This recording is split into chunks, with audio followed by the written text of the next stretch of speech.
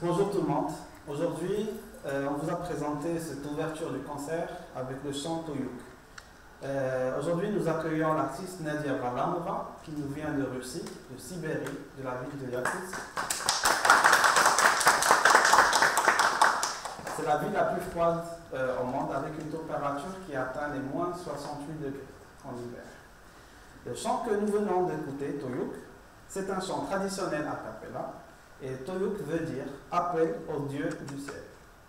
Dans la philosophie de vie des Yakoutiens, le monde et leur imagination du monde se divisaient à un monde supérieur qui était habité à la fois par des divinités et des esprits bons, et qu'on appelait Aï, avec la langue yakoutienne, et un autre côté, ce côté avec des gens mauvais ou des créatures mauvaises, Abahi.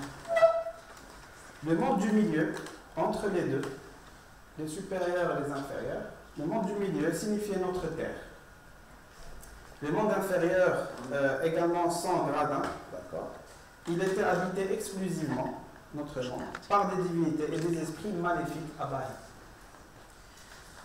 Cette rencontre des mondes et ce compose la philosophie et l'imagination de la croyance yakoutienne, où cet instrument, parmi d'autres instruments, cet instrument qui est le chromos, on l'appelle le chromos, et dans notre langue, on peut l'appeler française, on peut l'appeler la guimba, et il se trouve dans les pays scandinaves, au Japon, même en Chine. Alors le chromos est un ancien instrument de musique des peuples de la République Sakha, comme nous, on a des berbères. C'est le peuple Sakha qui abrite cette partie du monde et qui a plus de 5000 ans de création. Il se distingue par un son cosmique caractéristique. Depuis l'Antiquité, il était considéré comme un instrument des chamans yakoutiens. Les chamans yakoutiens, c'est des gens qui ont une communication divine, qui ont un contact et une connexion avec le monde des cieux. Le yakout Chromos, il conserve encore sa signification sacrée et utilisé dans divers rituels, dans la tradition, comme un besoin de communication avec le monde des cieux.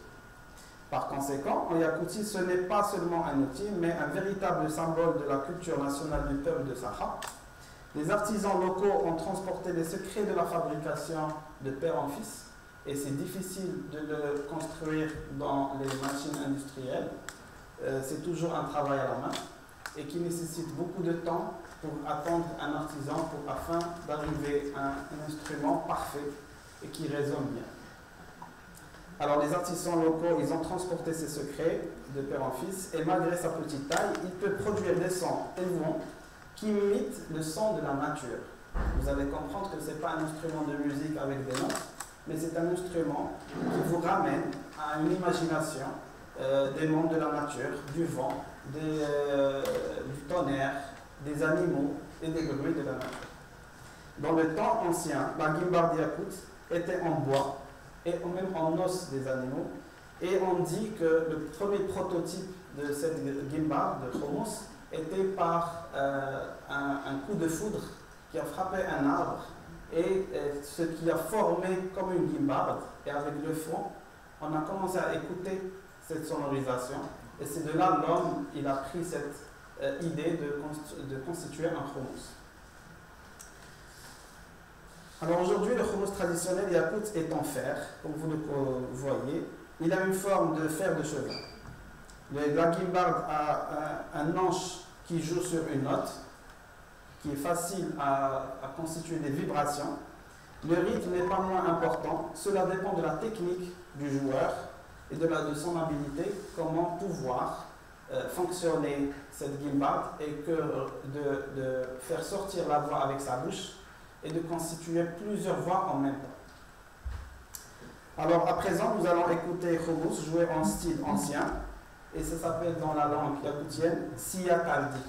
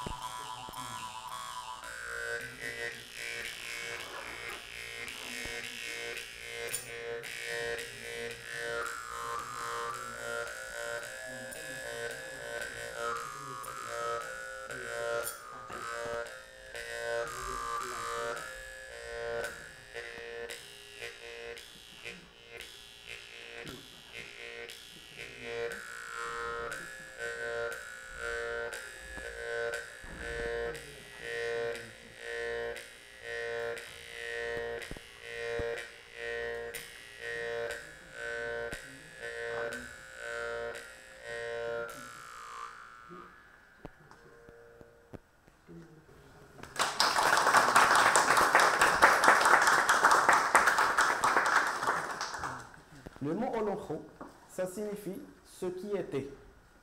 Se réfère à la fois à l'épopée entière, c'est des longues poésies, et à ses parties individuelles. Ce sont des chansons qui font à partir de 10 lignes jusqu'à 40 000 lignes. Les chants les plus longs des Olonjo, selon la légende, ont été interprétés sans stop, non-stop, pendant 7 jours, jour et nuit. Alors, les compteurs d'Olonjo sont faits sans interruption pendant 7 jours et 7 nuits. Pour les Yakoutiens, l'Olonjo a toujours été non seulement un divertissement, c'était un moment de partage et de rencontre entre les villageois, mais aussi un moyen de découvrir le monde, car ça racontait la culture, les faits et même les pensées. En 2005, l'UNESCO a déclaré l'Olonjo l'un des chefs-d'œuvre de patrimoine oral et immatériel de l'humanité. Maintenant, Nadia va nous présenter une déclaration de poème qui a une particularité de prononciation rapide. Voilà. C'est la chanson du... Это песня из Олонхо Нургун Болтур Сахмитильни. Voilà, elle va nous présenter le Olonjo, comment ça se présentait à l'ancienne. Песня шаманки Аюмсур. The song of a shamaness Аюмсур.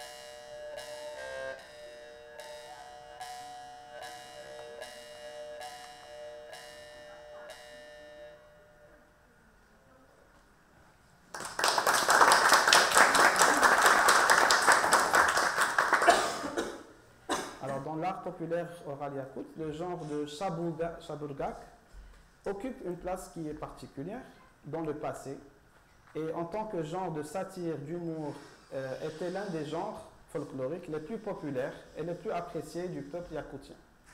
À votre avis, on va comprendre pourquoi cette différence et je vous poserai une question à la fin de cette prestation.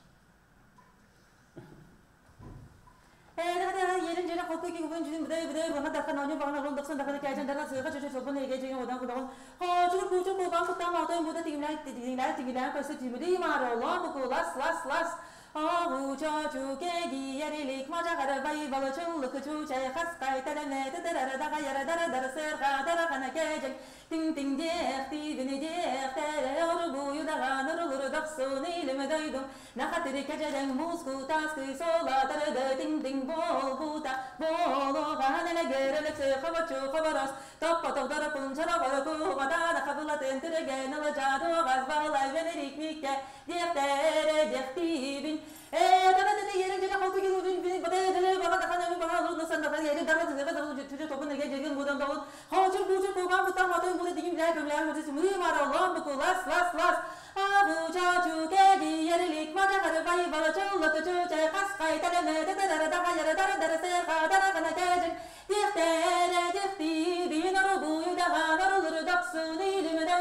Nakatiri kajang musku taski sola tere ting ting bo buta bo lo bana le gere se khawachu khabara sab padam darapun jama bara ko mata la khabla tere gene le jado gaz bala venerik mikke yeftere diftibin.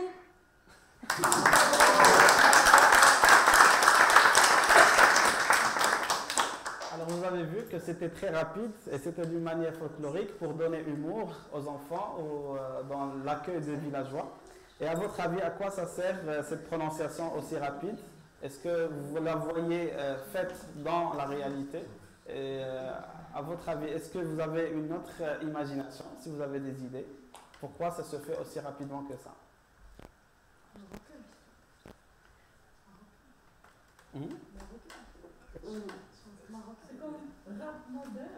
C'est comme un rap moderne, effectivement, aussi. Voilà. Oui, il y a un rapport qui est... Dans le rap américain, on a le rap qui est avec Busta Rhymes, qui a une rime très très rapide et ça se régularise même avec une vitesse de combien de prononciations de mots par minute. Et c'était un art où les chamans utilisaient pour comme les holochons. Pardon. Voilà, les gens qui racontaient le poème, ce n'est pas les chamans, c'est les gens qui racontaient les poèmes.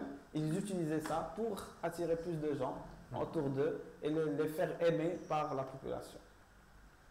Maintenant, on va passer à un hommage à un dieu qui s'appelle Johoy dans la philosophie yakoutienne.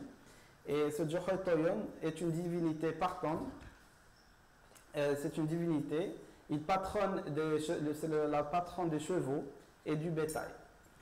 Alors, contribuant à leur reproduction dans la mythologie yakoutienne, appartient à la catégorie des Aïe. Dans certains mythes, il est le frère cadet du créateur de l'univers, Yorong Ayun Toyon. Alors, représenté sous la forme d'un homme ou d'un étalon hennissant. Il envoie des chevaux aux gens, c'est lui qui donne les chevaux.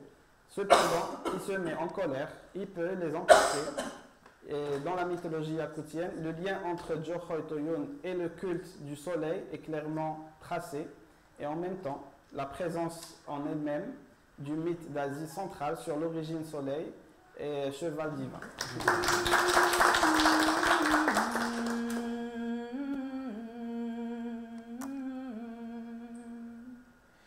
Tunerachtire urusun nagre turkalire doydubar ortobuna nere kurdana nere ikbuna nere dugunan mine khaydire mine gestire bebin tegilittire süregi mere tegne khayi mere toyabın elire marafsanere gestere beyer juna khaire yiktenere kolbakçare aksınlar karanara nere usuguya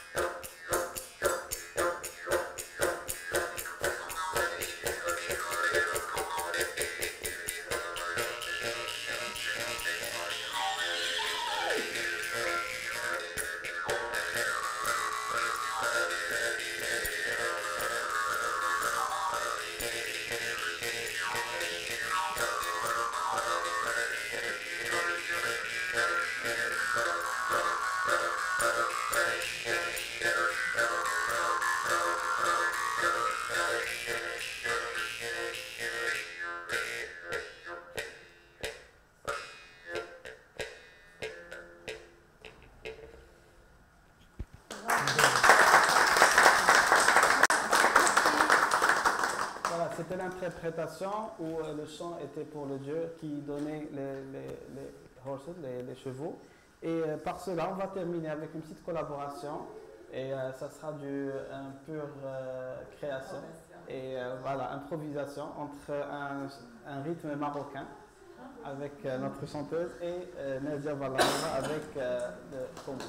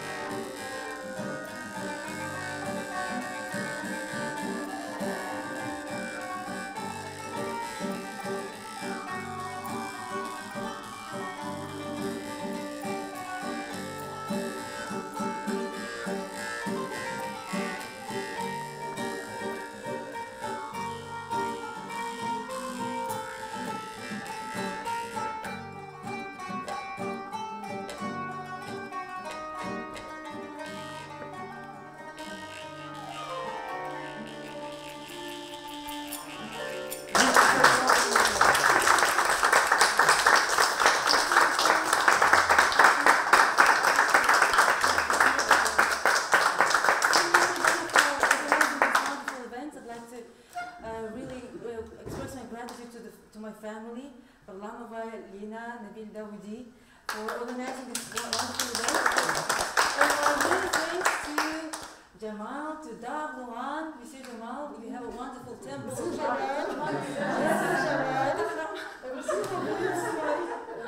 Yes, everyone, all the organizers, all the event managers who are here and who made this first, let's say, La Fête happen.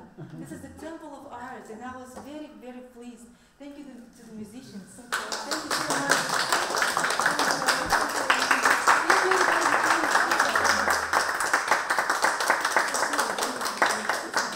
It was my pleasure to see each one of you, and I felt everyone who was watching the online broadcast. Всем большое спасибо. Огромное спасибо этому дому. I hope to be back one day. Thank you.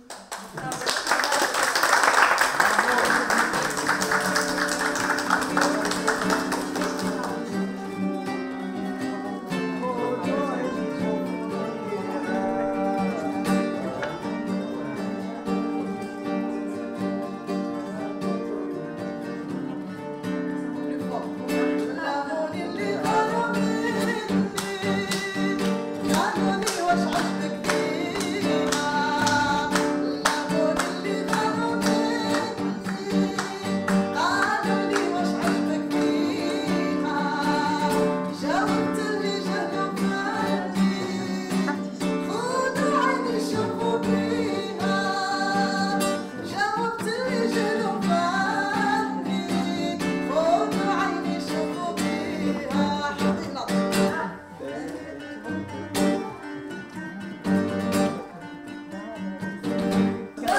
ils vont